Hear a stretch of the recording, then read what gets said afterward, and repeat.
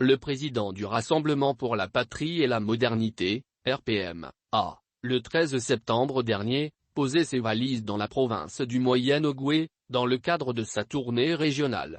À l'étape 8 de cet exercice de communion avec les populations pour recueillir leurs besoins et leurs avis sur la gouvernance actuelle du pays, Alexandre Barraud-Chambrier entend promouvoir son projet d'alternance et celui d'un nouveau modèle de gestion au sommet de l'État.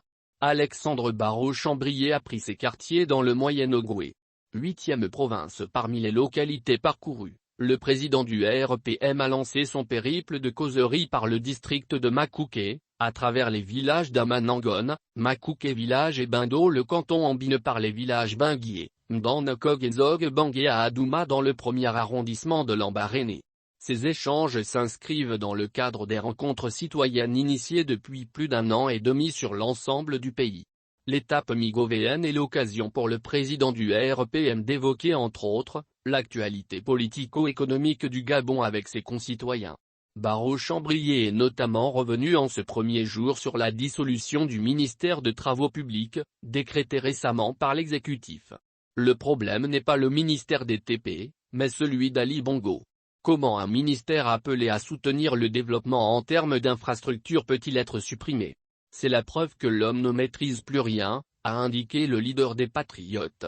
À la faveur de cette communion, et au regard du désespoir affiché par ses concitoyens qui assurent ne pas pouvoir percevoir un horizon clair pour leur destinée, le président du RPM a appelé les Gabonais à refuser au président sortant leur suffrage lors de la prochaine présidentielle. À un an de la fin de son second mandat, Ali Bongo n'est pas capable de faire son bilan.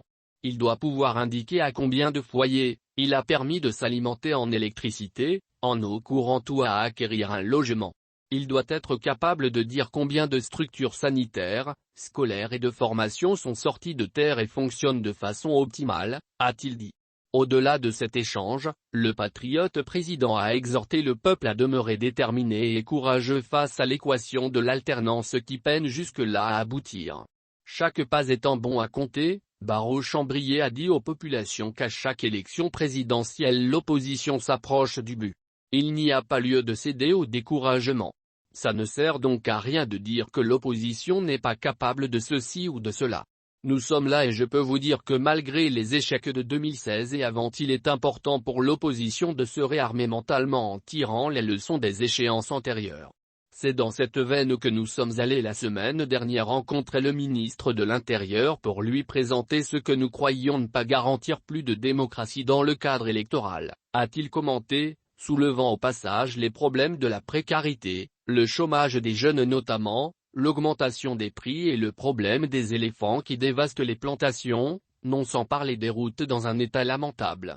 Selon Alexandre Barraud-Chambrier, le niveau de dégradation des conditions de vie des Gabonais crée une situation fâcheuse pour tous.